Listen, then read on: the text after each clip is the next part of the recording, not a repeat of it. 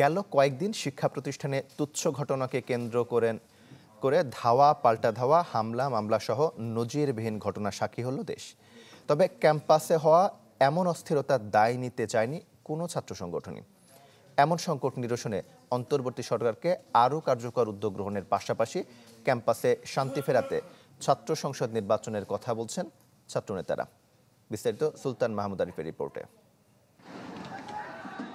জুলাই গণঅভ্যুত্থানে নেতৃত্ব ও আত্মত্যাগের মধ্য দিয়ে ২৪-এর ইতিহাসে রক্ত দিয়ে নাম লিখিয়েছে এদেশের ছাত্র জনতা।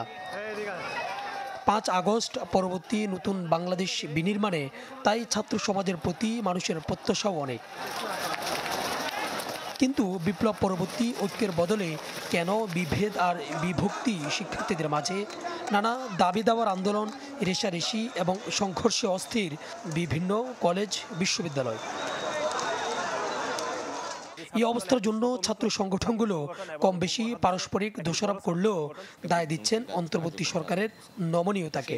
আইন শৃঙ্খলা বাহিনী যদি তৎপর থাকতেন, নানান ফর্মে আসলে এদেরকে নিবৃত্ত করা যেতে পারতো শিক্ষার্থীদের, সেইটার চেষ্টা আমরা লক্ষ্য করিনি। শিক্ষা উপদেষ্টা বলেছে ছাত্র জনতা এটি প্রতিরোধ করবে। ওনার বক্তব্য উচিত ছিল যে পুরো পরিস্থিতিকে শান্ত করার জন্য সব সংশ্লিষ্ট সকল পক্ষের সাথে তখনই আলাপ আলোচনায় বসা, এবং আইন শৃঙ্খলা বাহিনী সহ যে গোয়েন্দা সংস্থা সবাই এই পরিস্থিতি সামাল দিতে ব্যর্থ হয়েছে। কোনো একটা দল বা একটা গোষ্ঠীকে দায়িত্ব নেওয়াটা যৌক্তিক হবে না। তবে এতটুকু আমি বলতে পারি, এই ঘটনার পিছনে কিছু ইন্ধন আছে। এই ইন্ধনটা একটা গোষ্ঠী দেশকে অস্থিতিশীল পরিবেশ সৃষ্টির জন্য চেষ্টা চালিয়ে যাচ্ছে।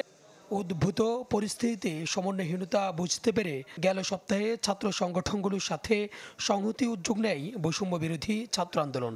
তার অংশ হিসেবে বিভিন্ন শিক্ষা প্রতিষ্ঠানে শিক্ষার্থীদের সাথে মতবিনিময় করছে তারা। এটা একটা যোগাযোগহীনতা তৈরি হয়েছে। আমরা আসলে সব জায়গায় ঠিকভাবে যোগাযোগ ওইভাবে করতে পারিনি ৫ই আগস্টের পর থেকে। তাও আমরা যোগাযোগ করার চেষ্টা করছি, এখন সর্বোচ্চ চেষ্টা করছি। ৩৬টা ছাত্র নেতাদের অনেকেই মনে করেন ক্যাম্পাসে সুষ্ঠু পরিবেশ ফেরাতে দরকার ছাত্র সংসদ নির্বাচন। তবে মতভেদ আছে দিনক্ষণ নিয়ে। আমরা চাই যে ছাত্র সংসদ নির্বাচনের মাধ্যমেও জাতির জন্য কাঙ্ক্ষিত নেতৃত্ব তৈরি করা সম্ভব। আমরা সেই নেতৃত্ব যদি সৃষ্টি করতে চাই তাহলে খুব দ্রুতই ছাত্র সংসদ নির্বাচন করা উচিত। সাধারণ শিক্ষার্থীদেরকে বুঝার এবং অন্য ছাত্র সংগঠনের মধ্যে তুলনামূলক কম্পেয়ার করার সময়টুকু দিতে হবে।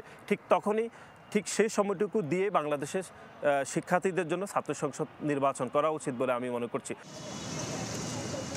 মত পার্থক্য যাই থাকুক, শিক্ষাঙ্গনে ফ্যাসিবাদ যাতে মাথা চাড়া দিতে না পারে সেজন্য ঐক্যবদ্ধ থাকার পক্ষে ছাত্র সংগঠনগুলো। সুলতান মাহমুদ আরিফ, চ্যানেল 24, ঢাকা।